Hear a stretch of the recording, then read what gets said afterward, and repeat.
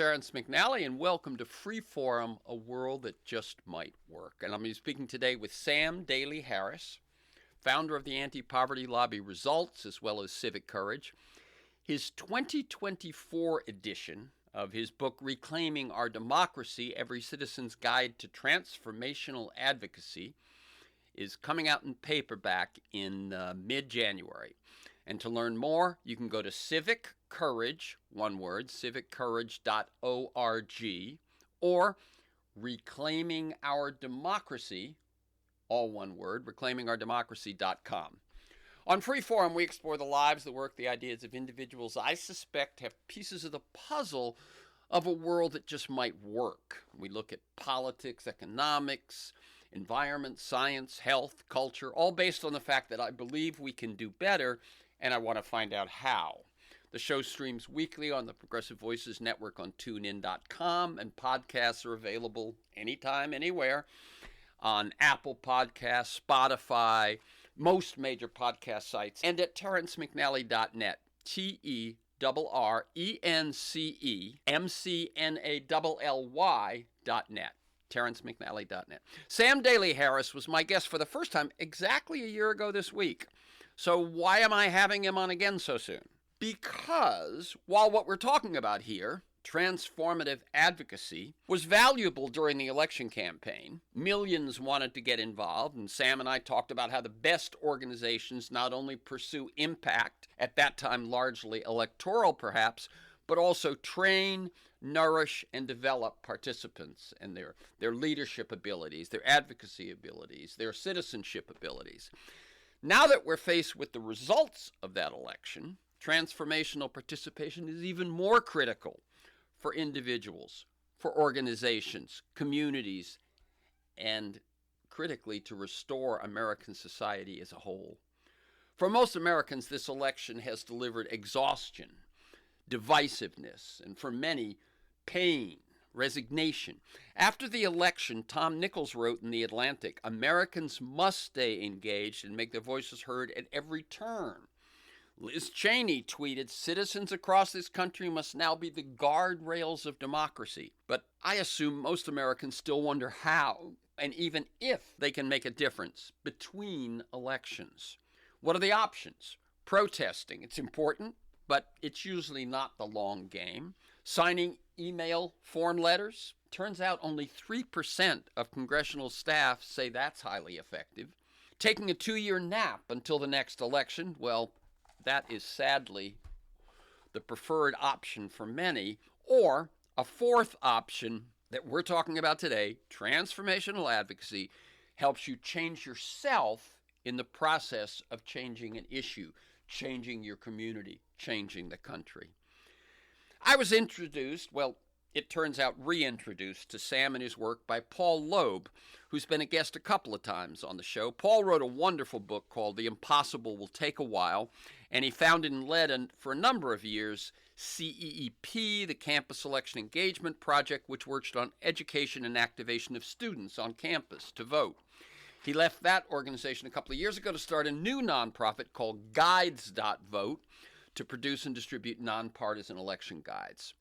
Decades ago, Sam DALEY Harris had started an organization called Results, encouraging and empowering people to become advocates and letter writers. And in the late 70s, early 80s, at a point when I lived with 5 other folks in West Los Angeles, one of the couples in the house had folks meet in our living room on a regular basis to write letters advocating for the reduction and eventual end of hunger. They were working with Results. Almost everyone shies away from advocacy as a way to make a difference. I suspect listeners sign petitions, make donations, and many may even be active in organizations working on issues they care about, but it turns out few take the next step to meet with a member of Congress or actually to write a letter to the editor. Why? Well, Sam believes it's because most of us see advocacy as too hard, too frustrating, too complicated, too partisan, too dirty, too time-consuming, too ineffective. But Sam asks, what if that's all wrong?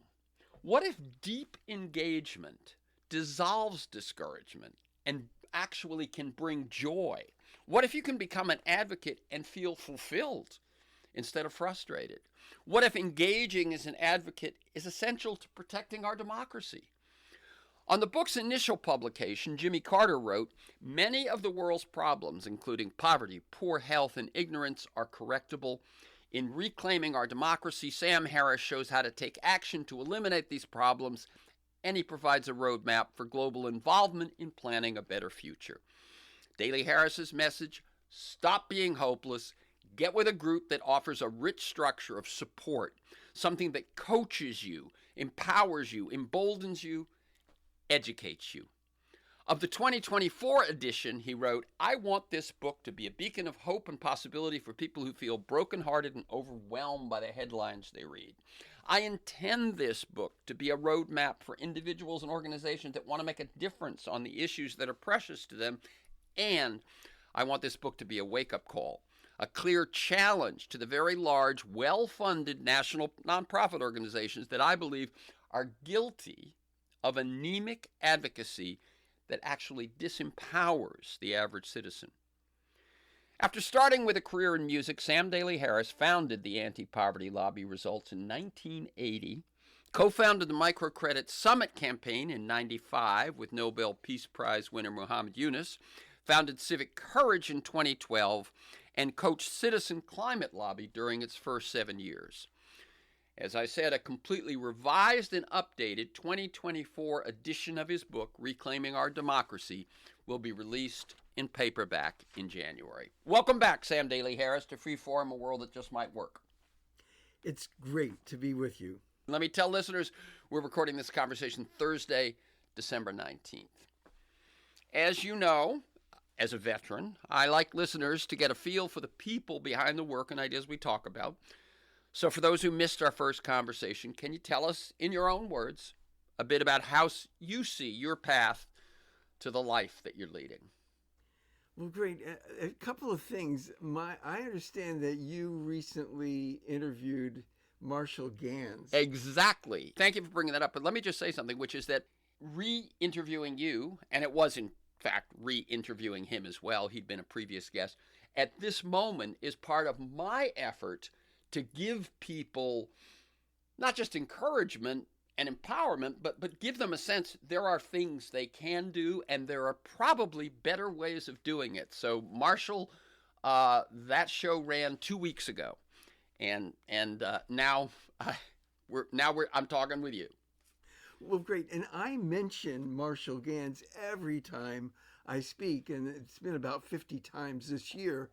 And I mention him in relation to the question you just asked, because he developed the story of self, which basically asks what happened in your life and what decisions did you make that got you to this commitment. In the book, I talk about knowing your why and sharing it. So I'm going to share my story of self, but I urge listeners to think about theirs, their why, what happened in their lives, and what decisions did they make that got them to this commitment, to this podcast, for example. And so here's mine. I love to tell it because it's wacky. I have a bachelor's degree and a master's degree in music. And I played percussion instruments in the Miami Philharmonic Orchestra for 12 years and taught high school music. That's my start. And 44 years ago, I founded the Anti-Poverty Lobby Results. And a lot of times I'm asked, music, poverty lobby, what's the connection? Right. And when I look back in my life, there's certain experiences that start pointing me in a different direction. The death of a friend around high school graduation in 1964 got me to asking the questions of purpose, and then the assassination of U.S. Senator Robert Kennedy 4 years later in 1968 intensified my asking the questions of purpose. Why am I here? What am I here to do? What's my purpose? 9 years later, 1977, I'm invited to a presentation on ending world hunger put on by the Hunger Project. And I go to this event thinking, well, hunger's inevitable. What do I know? I'm a musician. Well, it's inevitable in my mind because there are no solutions. Again, what do I know? because I was thinking if there were solutions, somebody would have done something by now. But I go to this event and it's obvious right away. There's no mystery to growing food, clean water, basic health, literacy. I'm not hopeless about the perceived lack of solutions. I'm hopeless about human nature. People will just never get around to doing the things that can be done. And I realize there's one human nature I have some control over, my own, and my questions. Why am I here? What am I here to do? So I get involved in a big way. This is the end of the story. In 1978 and 1979, I spoke to 7,000 high school students, classroom by classroom, on ending world hunger. And before I went into the first classroom, I read some statements from Jimmy Carter's Commission on World Hunger and others, calling for the political will to end hunger. So I asked 7,000 high school students, what's the name of your member of Congress? I don't want to know if you wrote him. I don't want to know if you met him. Just the name. Out of 7,000 asked, 200, fewer than 3%, could answer correctly. Wow. 6,800, over 97%, could not tell me the name of their member of Congress, and results grew out of this gap between the calls for the political will to end hunger on the one hand and the lack of basic information on who represented us in Washington on the other. So that's my story of self, what Marshall Gann's story of self. What happened in your life and what decisions did you make that got you to this commitment? And I urge listeners to think about their own, and not only that, of course, share it a lot. Yeah, and Marshall's public narrative has three questions. The first one is that story of why, that story of self. The second is the story of us, which is when you are advocating. Why should what matters to me matter to you? Why should this issue, whether it's a new park in the neighborhood, the election of a representative, climate change, whatever it is, why should it matter to you just because it matters to me? And when we make that bridge, and the third story he says is important, if you're actually organizing people and getting them to do something, is the story of now. Why is it important and perhaps even urgent that we act now? And I think with that story of us and that story of now, that will get fleshed out pretty naturally, I think, in the rest of our conversation. If I could jump in with a now. Yes. Now, I would urge people, you gave that website, reclaimingourdemocracy.com. There's a button on that homepage, sign up and learn more. And it's really an opportunity for people to say, well, I'm getting a little inspired, maybe not yet, and a little inspired by this conversation. I'd like to be connected to one of the organizations he's about to talk to. And I can help connect people now with groups that really work to deliver transformational advocacy. And that's one example of something people could do now with that button on Reclaiming. Yeah, right. You're talking about right now. Yeah. Yeah, exactly. So in other words, that list that button will take them to are organizations who might be focused on different issues, but who you've sort of vetted as providing what we're going to talk quite a bit about, which is this form of advocacy which you term transformational. And Right. Let me actually say, my next question was going to be, this book originally came out decades ago. You gave the new edition a new subtitle, Every Citizen's Guide to Transformational Advocacy. You make a distinction between transactional advocacy and transformational advocacy. And before I ask you to flesh that out for us, I want to tell you, because you may not even be aware of this, that Marshall makes a very similar distinction. When I saw him speak during the election campaign, and then when we spoke a couple of weeks ago, he points out that the way elections are dealt with, you and I are going to be talking about can we do between elections, but he was even talking about elections. He said the way election campaigns function now, they mostly function as marketing campaigns. And as a marketing campaign, their goal is a transaction. And he said what we need is organizing campaigns, and in organizing campaigns, the goal is transformation. Yes. Well, let me just say a couple of quick things because I acknowledge it in the book. My inspiration partially came from one of Marshall Ganz's students, Hari Hahn, who talks about transactional mobilizing and transformational organizing. And I changed that a little bit. I want to say a couple of things about it. I thought that transactional mobilizing was a bit more what staff did. And I use the phrase transactional advocacy, which is what volunteers do. They advocate.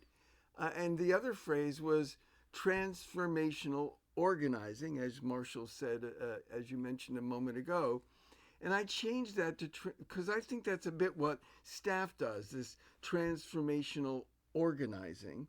And I called it transformational advocacy, because that's what volunteers do. And let me make the distinction. Sure. Transactional, people would know, sign the petition, transaction complete. Yep. Vote for my candidate, transaction complete. That's transactional. But with transformational advocacy, you're trained, encouraged, and succeed at doing things as an advocate you never thought you could do, like meet with a member of Congress and bring them on board to your issue, or have a letter to the editor published on an issue you care about. And when you do those things that you thought you couldn't do, you see yourself differently. You see yourself in a new light. A transformation in how you see yourself has taken place.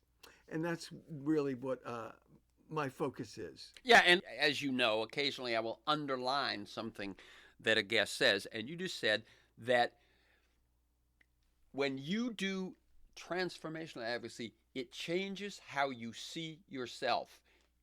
Before you wrote your first letter to the editor, you were someone who was too timid to write a letter to the editor. After you've written it, that ain't you anymore. You're someone who does that. Same thing with meeting with a congressman. Anytime you push yourself to the next level in what you're doing, it isn't just that your effort has changed, you have changed. Yes, yes. Could I tell a story? Please do. About someone from the book. Yeah. Who has that experience, and in some ways you could say someone like each of us and all of us. Her name is Maxine Thomas. Maxine told me, I had a heart for service, but I was clueless about advocacy, especially political advocacy. Now, Maxine has a lived experience of poverty, and she joined a group called Circles, where people meet together for 14 sessions, and they learn and study together and work to move out of poverty. And her group realized that they had a story to tell. And so they Googled around for an organization that could help them tell their story. And they found Results, and they joined Results. And eventually Maxine gets a scholarship to go to the Results conference in Washington, D.C. She borrows luggage, goes to D.C., and the night before her first ever meeting with members of Congress, and she meets with both senators and her representatives, she learns that the Earned Income Tax Credit was about to expire. Now, the Earned Income Tax Credit in 2022 provided $3,100 to a low-income working family. I'm going to read this excerpt. This is Maxine from the book describing her first ever meeting with members of Congress. Quote, "The first congressional meeting on Lobby Day was with Senator Dan Coates, Republican of Indiana, and brought new ahas. He was there for the entire meeting. I can still feel it. I was a ball of emotions. It felt like an out of body experience. I was processing being in DC, and now I'm in an exclusive meeting. We're all dressed up. It was high level. The volunteers were polished and sharp, but I was scared. Now, the I was scared is like most people at their first ever meeting with a U.S. senator, but I was scared and worried whether I would say the right thing. I think it was Lisa who asked me, "Would you like to say anything?" I thanked the senator and said, "I learned last night why I'm here. I didn't know I could come here from Indianapolis to talk to you, someone who represents us and can help us. I can't imagine what will happen if the earned income tax credit is taken away from families like mine. I'm able to take a deep breath and catch up on my bills because of the earned income tax credit. I look forward to tax time because that's the only time I can handle my financial burden. I like to take my kids to the mall to buy shoes without worrying if it will take away from other bills." Senator Coates straightened himself up and said, "Wow, this has been emotional. Results, you do a good job of training people. Where did you find her?" And then he thanked me. That was the year he retired. He was very connected, even though it wasn't on his radar, the earned income tax credit. He acknowledged my voice and thanked me for being there. End of quote. And after a full day of first ever meetings, Maxine said, "I was euphoric. I was on this high and felt I was part of something revolutionary." Don't forget, she initially told me I was clueless about advocacy, especially political advocacy. Now, after her meeting, she's saying, I was euphoric. So from clueless Yeah. to euphoric, that is transformational Right. And I was going to advocacy. say from clueless through scared to euphoric. Absolutely. Yeah. Absolutely. I'm really glad you did that. And actually, I'm glad you did it at that length. When I was thinking about this, and we talked about this off air, there are people who heard us talk together a year ago. Last time we didn't have much time or didn't take much time for those sorts of stories. So, if you've got a couple more of those before the hour's up, that is great. What I wanted to do right now, though, is get a little more into, I think we probably have a sense of what we mean by transformational advocacy. Oh, and by the way, I find myself, when I was thinking about it in preparation, I would also say transformational participation, transformational activism. I think basically I understand the distinctions you made, but for me, I think the crucial word there, of course, is the transformational one, which is what takes it out of job done to life expanding. You say that if you are giving advice to an individual, not to an organization, but to an individual, to find an organization that is committed to delivering transformational advocacy, what should they look for if they're kind of looking around and evaluating whether this is going to be an organization that's going to serve them with that? Well, let me tell folks what they should look for, but let me start with why it's going to be a little hard to find at first. Yeah. So there was a study in 2023 by the independent sector, and they found that 31% of nonprofits, 31%, had done advocacy or lobbying in the last 5 years.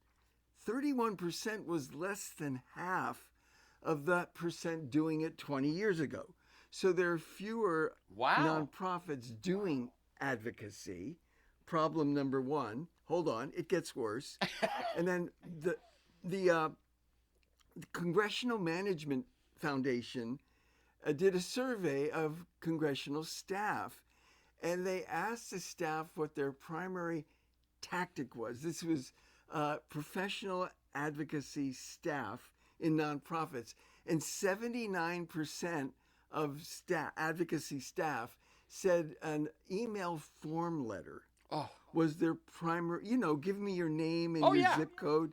79% said an email form letter was their primary tactic, but only 3% of congressional staff said email form letters were highly effective.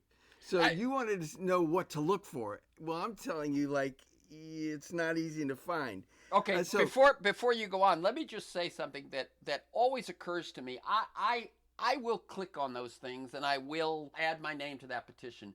But I think it's pretty clear to folks when they send you to that online page to sign that petition or say that you care about such and such, all these sort of one click actions, you'll notice that the next thing usually is, so now that you've done that, donate.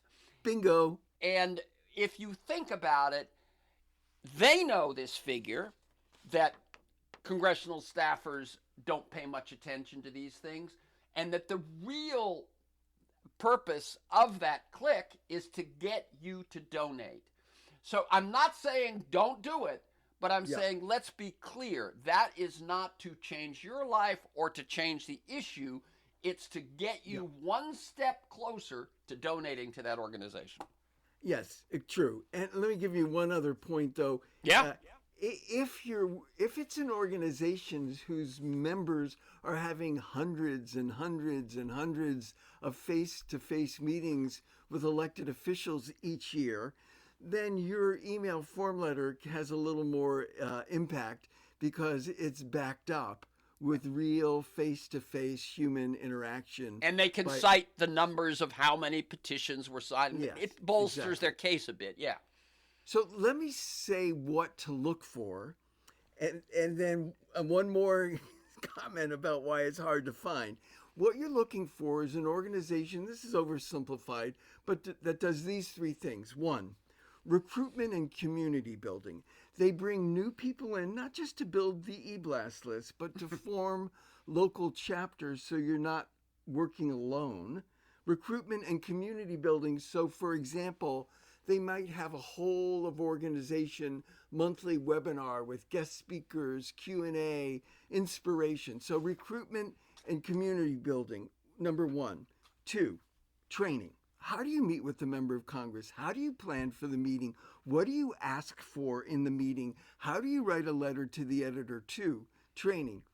Three, breakthroughs. The organization encourages members to have breakthroughs, to do things they thought they couldn't do. Because when you do that, your confidence, as you were alluding to earlier, your confidence grows. After the letter's published, you're different and your confidence is expanded. Now, people do ask me, why is it that it's hard to find groups that do that? Organizations and staff's fear of making big asks of volunteers. So there's no fear to ask you to sign the email form letter, but to ask you to join a chapter and to ask you to take a workshop on writing letters to the editor.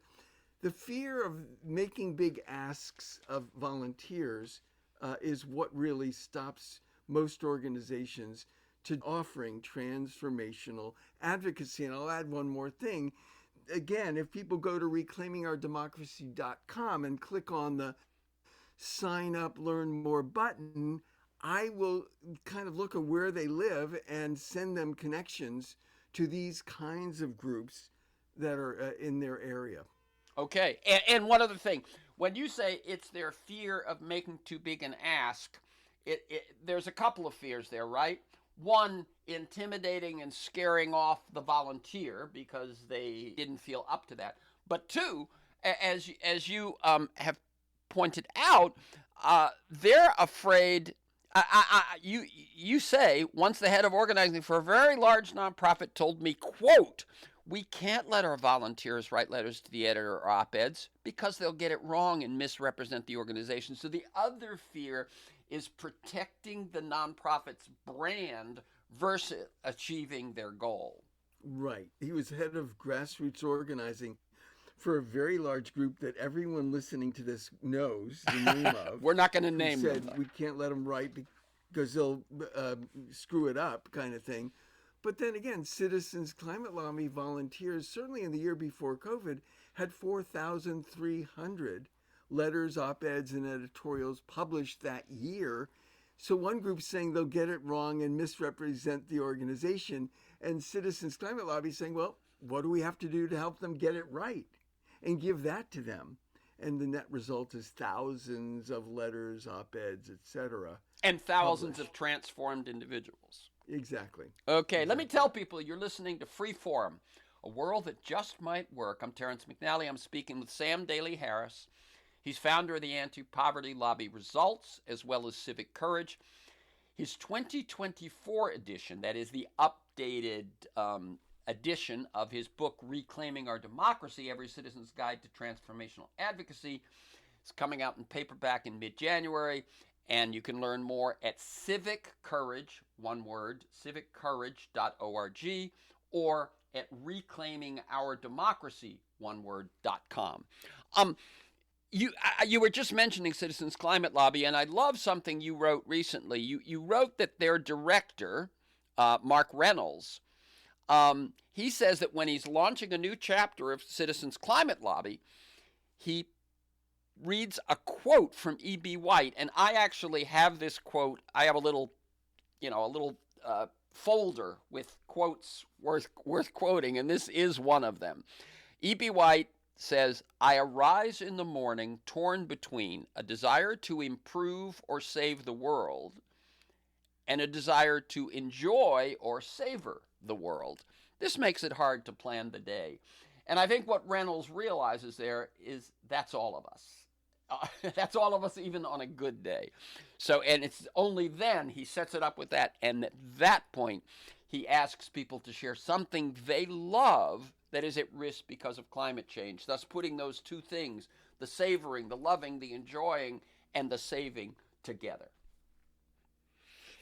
Okay, we've talked about what it can offer and why it isn't done. As I said in the introduction, our first conversation a year ago recognized that the upcoming election loomed large for people, and for many people, their participation, their advocacy, and so on was going to be in that realm. Can you talk a bit about the need for transformational advocacy during the second Trump administration? Right. And well, kind of even more maybe some of what you've heard from people, some, just a little more of your sense of how people are feeling and how this will help them and all of that. The month after we did the interview last time, I was interviewed on an NPR national radio program called 1A. It goes to hundreds of cities. And I wanted to tell you and your listeners question number 2, which is both like the vibe of what's out there and also, why the re-release of the book and the updating was so needed. This was question number 2. The passive nature of our politics now, you can feel beat down by it. I mean, this is my career and I feel beat down by it. It's much more of an effort for me. I don't participate the same way others do because I'm a political journalist, but I do have to pay attention. It's a grind. It's a grind, Sam. I mean, I know you know that. What am I feeling? What is the way out of that? Wow. And the angst in that question and the vulnerability, I mean, I was really moved by that, was so edifying of how really lots of people feel. First thing I said to him was, Apollo astronaut Rusty Schweickart said, "We aren't passengers on Spaceship Earth. We're the crew." We're all crew, yeah. Yeah. Are we? And if we are, how does crew operate? And the second thing I said was, futurist and climate activist Alex Steffen said, in fact, these days, cynicism is obedience. Yeah. Well, yeah, if I'm cynical, I'm obedient to the way things are. I'm even obedient to the way things will be in a second Trump term. Why would I do anything if nothing I do makes a difference? If I could add one more thing, and it's quite relevant to this. I've been writing journalists by the hundreds, often responding to a column that they'd written or a radio interview that they did, and quoting back to them what they said, and then how it relates to ideas in reclaiming our democracy. And one of the people I responded to, a professor at Stanford, who had a piece in Time magazine, Jamil Zakai is his name, and his book is titled Hope for Cynics, The Surprising Science of Human Goodness. I love that title. Hope for Cynics, The Surprising Science of Human Goodness.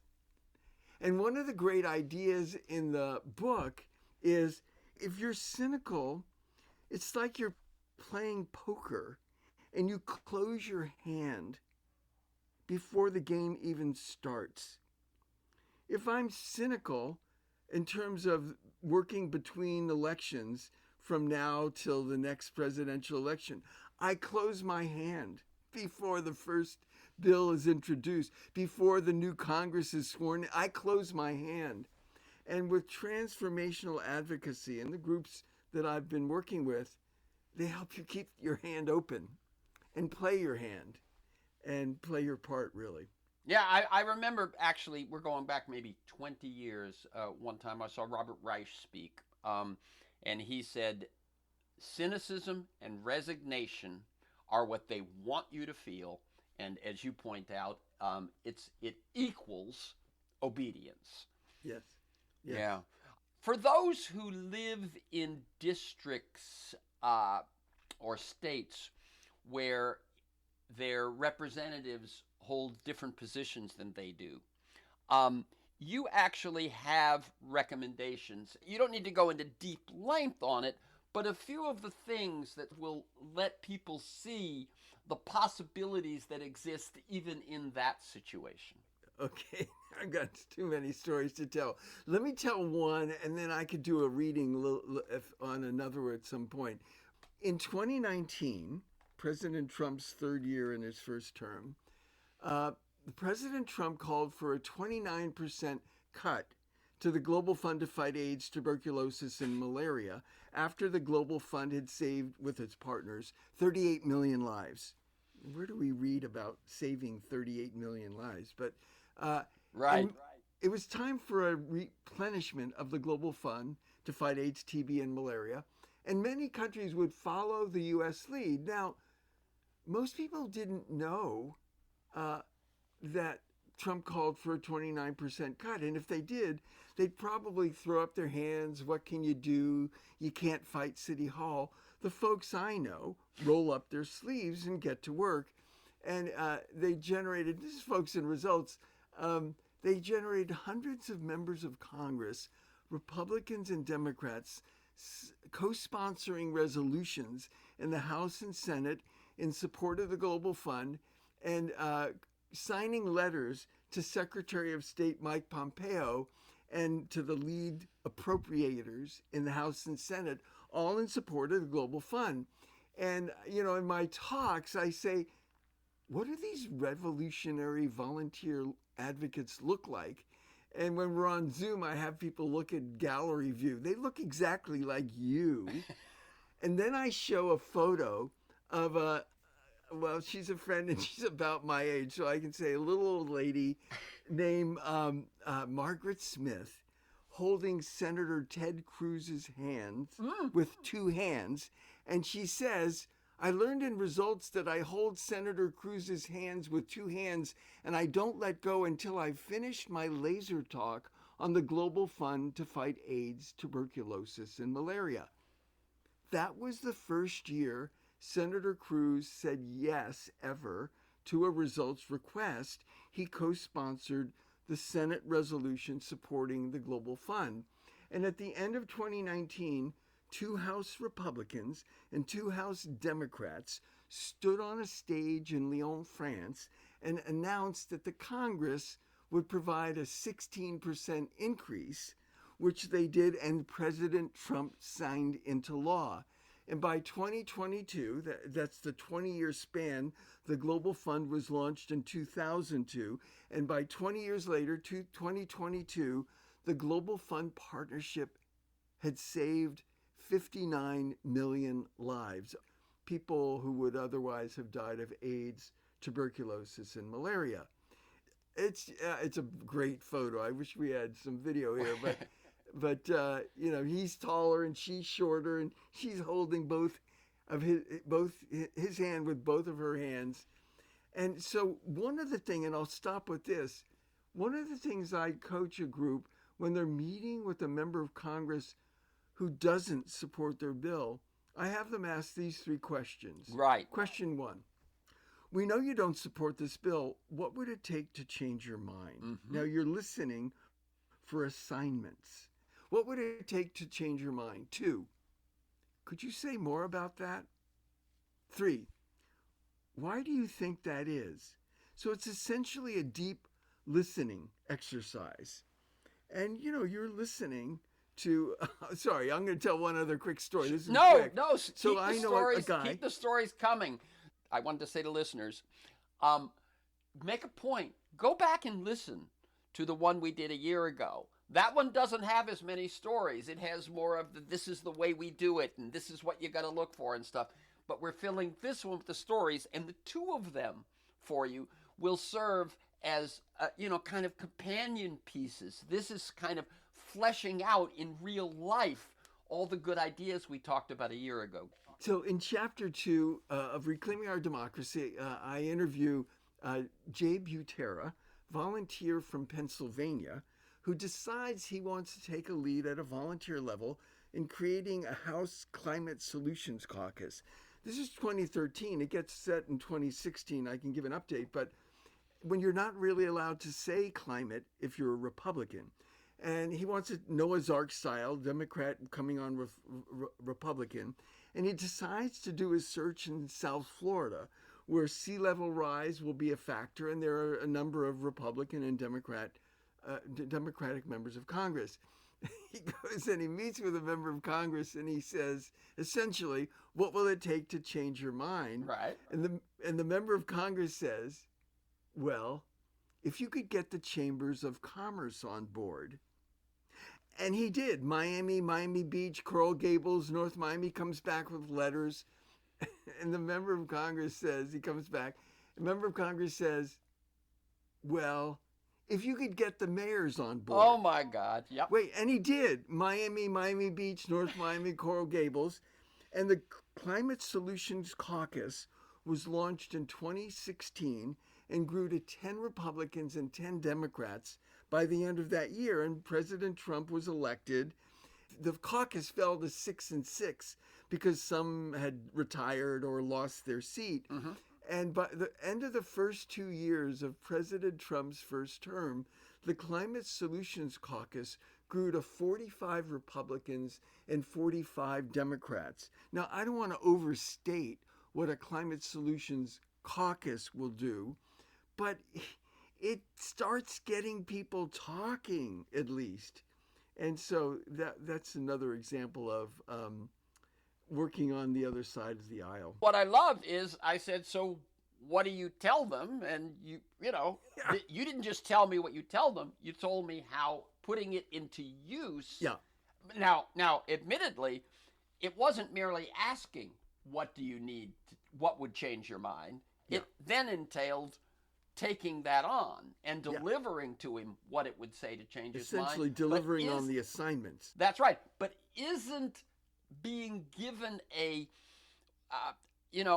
concrete assignment that you can then do, imagine how much better that feels, even though it involves work, how much better that feels than this formless, mess of I can't do anything. Yeah, exactly. Yeah. Exactly. Maybe I can tell one more story. story. Oh, you absolutely can. Okay, great. So let me tell you about this person. She was a volunteer at the time of this story that she told me. She's now on staff, in this case, again, Citizens Climate Lobby. And she said, when I joined CCL, I was suffering from climate trauma. I would read Bill McKibben's book, Earth, and I would weep at home, and I would weep at work. And then I joined CCL, and 18 months later, I was co-leading a workshop on building relationships with members of Congress and editorial writers. She said our executive director used to say, we're betting the farm on relationships. Now go get a relationship with your member of Congress and your editorial writer. And she said, what in the world does a relationship with a member of Congress look like? And how do you get a relationship with an editorial writer? She said some in CCL use the model of a work relationship. Her name is Ellie Sparks, and I'm quoting from her in the book. This is what she said, quote, "My relationship model is different. I adore romantic relationships, so I use romance as my model. That first meeting with the editorial writer, it's like a blind date. Only you've decided beforehand you're going to marry this fellow. You're going to be sweet and interesting, not too intense. If it doesn't work out with the editor, you're going to marry one of his friends at the newspaper. The business editor, environment writer, city editor, someone at this paper will find you interesting and compelling. It's just a matter of being persistent until you find the right connection. I see the relationship with a member of Congress as an arranged marriage. If you live in her district, the member's aide has to meet with you. That's what our congressperson's ledge director told us in January. Now, this is now July, 7 months later. Since January, we've met 5 times with the legislative director. We scheduled 45-minute meetings. He keeps us well over an hour. Why? Does he not want us to leave? Because a good arranged marriage starts out cold and slowly heats up over time. That's different from a love match, which starts out hot and slowly cools down. Right. And then this is the end. She gets to the essence of transformational advocacy. During our conference, I met with 20 congressional offices over 4 days. I met with many folks whose view of the world was very different than mine. Going into their offices was hard. I had to let go of a lot of emotional baggage. I could no longer judge them or hold hostility in my heart toward them. I had to let go of my fear of climate change and my fear that they wouldn't listen to me. I had to center myself in love, releasing fear and centering in love. This is sacred and profound work. End of quote. Yes. How many of us think about advocacy as sacred and profound? Yeah. Well, it's available if we find the right organization and then open ourselves up to it. Yeah. You actually say that there are 2 competing visions for who we are as people and our ability to change the world. Yeah. One sees individuals as timid, inadequate, inconsequential, not up to it. And the other sees people as inherently strong, committed, brave, visionary, audacious, heroic.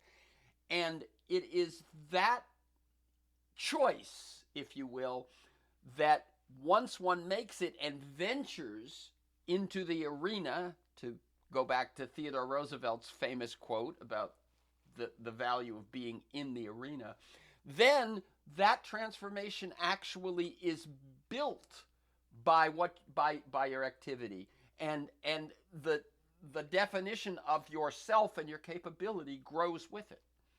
And the missing piece is connecting with an organization that can open up your courage, that can open up your heroism, that can open up your desire to make a big difference. And so that, in other words, yes, but don't try and do it alone. Right. Yeah. That's so critical. And as you say, you know, if we're for the 3rd time mentioning, there is a button on the website that actually leads you to organizations that are likely to treat you that way and inspire that transformation. And what it's going to lead you to is letting me know which of those organizations you're interested in, and I urge people to pick one, and then I will write you and connect you to that one or whatever it is.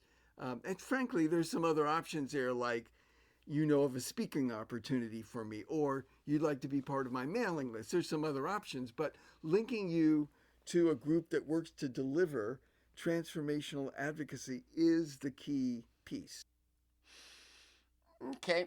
You've mentioned it a couple of times. I'm going to ask you a couple of questions that aren't quite so specifically on transformational advocacy and the work of your organizations and your own coaching and so on. What are, and you've alluded to this, what do you think the press is not paying enough attention to? What under the radar issues are, do you think are happening, as you pointed out, with all the lives saved by that organization that of course doesn't get reported? We will see a sign that says this many people have died in traffic accidents this year. We won't see this many, a billboard that says how many people were saved by good work. Right. What do you think the press and the media and basically the public attention is not paying attention to that there would be value if they did? I think there's a lot of levels to that question and the response. So one is the thing that much of the press doesn't pay attention to is there's a kind of journalism called solutions journalism. There's not there are not enough stories that talk to people in their interviews, not this one, or in their articles or whatever, about the solutions out there and how people can be part of the solutions. So that's not really available as it needs to be. Then another level of it is, well, what are the pressing problems that we face that seem to be avoided? And whether it's issues around poverty or issues around climate change, etc. And let me tell you the very quick story. During COVID, the Congress and President Trump signed into law a child tax credit that cut child poverty in half, just about half, for the 18 months that it existed. And then it expired and child poverty shot back up. Well, that wasn't really a major theme of the election that just passed. And so, there are these opportunities to make a big difference that just don't appear as they need to be. By the way, I'll just add this. The House of Representatives, Republican as it is, passed by something like 360, like 2/3, a reinstatement of the child tax credit, and it failed in the Senate. But I'm expecting it's possible for the child tax credit to be reinstated in 2025. Possible. But one of the missing ingredients will be citizens calling for it, and Results, the anti-poverty lobby, will be working hard on that and other things. Yeah. As I was thinking about this interview and thinking about this question, I thought of one, and this, I'm not asking you to endorse it even, but it just crossed my mind. Why not an unstoppable campaign to raise the cap on Social Security? We're going to hear a lot about cutting Social Security because it's going to run out of money in 10 years or 8 years or something. But what most people, I think, don't know is that the Social Security is taken out of your income up to, this year it's $168,000. In 2025 it'll be $176,000. So for anyone who makes up to $176,000, they pay Social Security on 100% of their earnings. Right. For someone who makes $1 million a year, they're paying Social Security on 17% of their income. It seems to me a winning argument, because the top 1%, 2%, 10% will oppose it, but that leaves 90 to 98% for whom there's a clear benefit. Yeah. I mean, I'm thinking, if I were the Democrats, that child tax credit would be one, but this raise the cap on Social Security, which first involves people knowing there is a cap, knowing where it is, and knowing where they stand, and knowing that in 2026 they could vote for a Congress that's going to raise it. I mean, I'm sorry, but it just seems to me that's a no-lose proposition. But sadly, there are a number of issues like that. Whether it's background checks or assault rifles with 70, 80, 90% approval, and what you just said, there are a number of issues that are in that category. And, again, it gets back to, let me just say this for a moment. When President Trump was first elected, 100 million Americans did not vote. That's right. When Joe Biden was elected, I have it run was the a large... numbers on the percentages, of how many voted for Harris, how many voted for Trump, how many didn't vote. And of course, Yeah. didn't vote wins by a landslide. Well, and the other thing about it is when Biden was elected, it was the largest voter turnout in 120 years, and 80 million didn't vote. That's right. So this kind of asleepness is certainly one of our problems. Yeah. I'm going to ask you, this is going to be the final question. You got a couple of minutes. You're standing in the future. 10, 15 years have passed. You're looking back. Did we turn things around? And if so, what were some of the events that happened? Yeah. I only come from we can do it. Right. I don't exactly come from we will, but I only come from we can do it. I always talk about transformational advocacy is an important missing ingredient. It's not the only thing that's needed, but it's a critical missing piece, citizens awakening to their power. And I don't think we're awake to our power. And when I stand 15 years from now, 20 years from now, and look back at why we did make it and we did turn things around, it was because citizens awakened to their power. And that's why, in some sense, my work in civic courage had been coaching nonprofits to do this transformational advocacy. I've almost put that on the side to focus on getting out to the media and public speaking so that people would even know that there is an option beyond voting and taking a nap, or beyond the protest march, and signing a form letter that Congress says isn't very effective. That there is this other option, the result of which lights you up. And so, I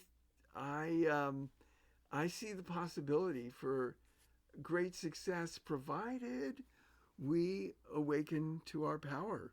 Very good. I'll tell you what, most people, I ask this question not every time, but when I ask it, most people sort of don't know quite what to say. But I think you do have a clear answer that if you're looking back 15 years ago and we turned things around, it's because people awakened to their power and exercised it for the good. Yes. The common good. Yes. Okay. We're going to bring this to a close. The book is Reclaiming Our Democracy, Every Citizen's Guide to Transformational Advocacy. The websites are civiccourage.org and reclaimingourdemocracy.com.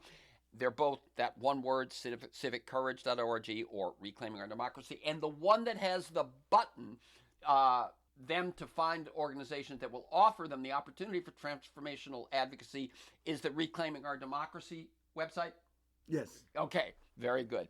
For this conversation and many other interviews, articles, to join me in pursuit of a world that just might work, go to terrencemcnally.net, TERRENCEMCNALLY.net, or aworldthatjustmightwork.com. They're the same website. If you want to receive my weekly email telling you who's going to be on, what we're going to talk about, and links to probably 10 or 15 articles that are relevant, timely, to flesh out the conversation, email me at TEMcNally, TEMCNALLY @mac.com. You can also subscribe and listen to the Freeform podcast at most of those podcast sites, Apple, Spotify, Pandora, iHeart. It's everywhere, and they will, almost all of them will allow you to sign up for any podcast you want. You can find years of podcasts at my site and at those sites. Archives include Michael Lewis, Naomi Klein, Bill McKibben, Van Jones, Connie Rice, Greg Boyle, George Packer. You can also follow me on Twitter at McNally Terrence. Thanks to Kiana Williams in production, George Vasilopoulos of Progressive Voices. Most of all, you, my listeners, please share this podcast widely, and share this one and share the Marshall Gans one. Give people some hope that there actually are things they can do that will make these next 4 years very different then cynicism would leave them, and it will also transform them and the folks that they work with. And finally, thank you, Sam Daly Harris. Keep up your good work. Thank you.